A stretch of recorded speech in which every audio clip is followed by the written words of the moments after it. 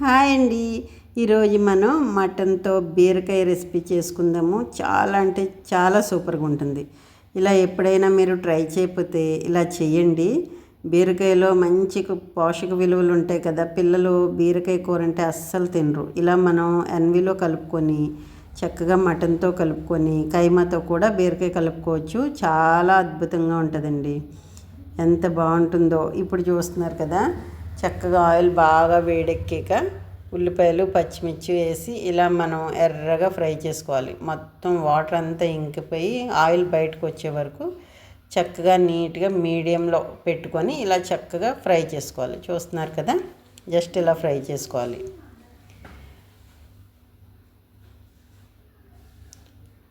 ఇలా బాగా ఎర్రగా ఫ్రై అయిన తర్వాత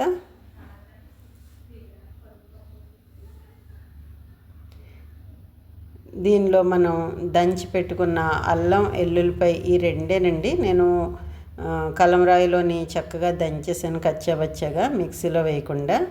ఇలా మొత్తం ఈ అల్లం ఎల్లుల్లిపాయ కూడా బాగా మనకి ఫ్రై అయిపోవాలి. ఆ పచ్చి వాసన పోయే వరకు ఫ్రై అయ్యాక మటన్ కడిగి పెట్టుకున్న మటన్ ఉంది కదండి, అది వేసి చక్కగా మొత్తం అన్నీ కలిపి చక్కగా అలా ఫ్రై చేసుకొని, ఇది కొంచెం మనం మటన్ కూడా చిన్నది ఆయిల్లో బాగా ఫ్రై అయ్యాక చక్కగా ఇందులో ఇప్పుడు మనం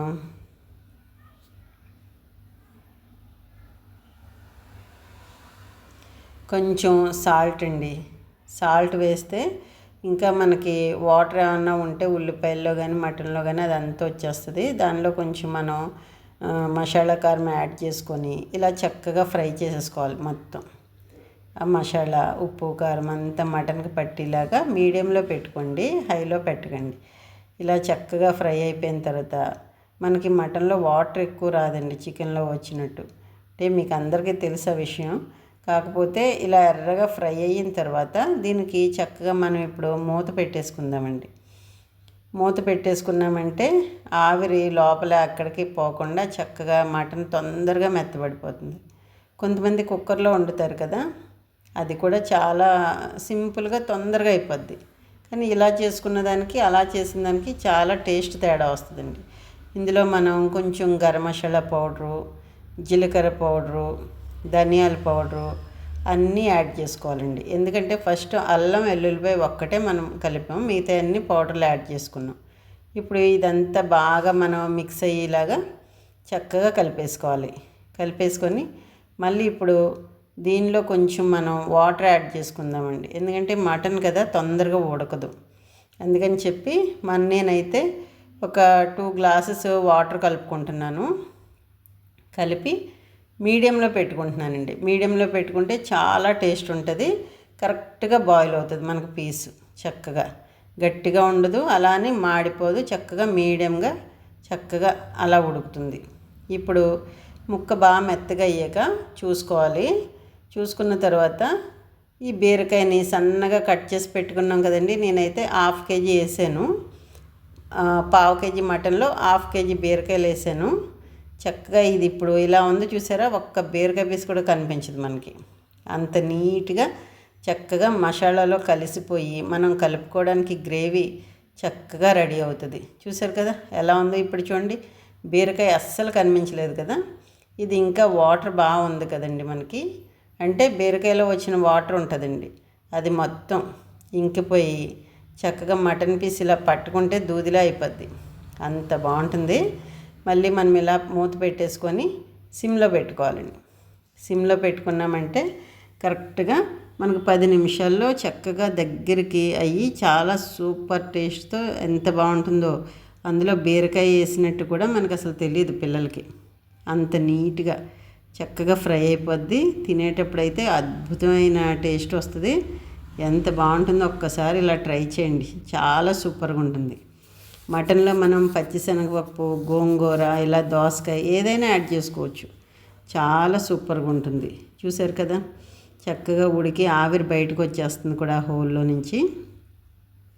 ఇలా బాగా ఉడికిపోయిన తర్వాత మనం చక్కగా దీన్ని తీసి వేడి వేడి అన్నంలో మనం సర్వ్ చేసుకున్నామంటే మరి అద్భుతంలా ఉంటుందండి.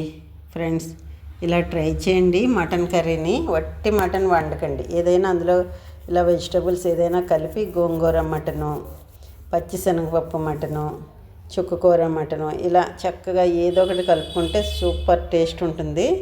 చూస్తున్నారు కదా, ఇలా ఉడికిపోవాలి. ఆవిరి బయటికి వెళ్ళకుండా నీట్గా ఇలా చక్కగా ఉడికిపోతే చాలా సూపర్గా ఉంటుందండి.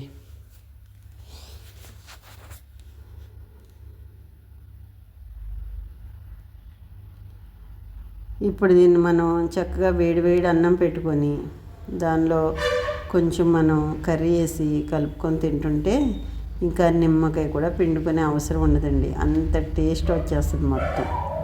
చూస్తున్నారు కదా, ఇలా ఉడికిపోద్ది.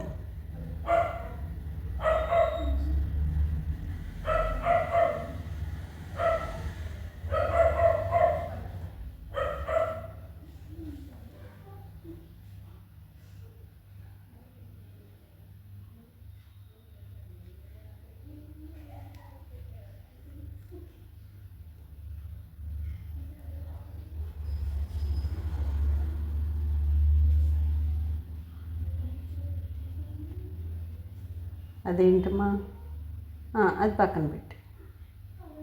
వస్తున్నాను, పక్కన పెట్టు, వస్తాను. ఇప్పుడు మనం లాస్ట్లోనండి ఇది బాగా దగ్గరికి అయిపోయింది సరే, బీరకాయ ఎక్కడా కనిపించట్లేదు. ఇప్పుడు మనం చక్కగా గుప్పెడు కొత్తిమీర యాడ్ చేసుకుంటే ఇంకొంచెం మనం టేస్ట్ని అద్భుతంగా కలుపుకున్నట్టుగా ఉంటుంది. ఇలా కొత్తిమీర యాడ్ చేసుకొని ఒక 2-3 మినిట్స్ ఉంచి ఆపేయండి. అంతే, మంచి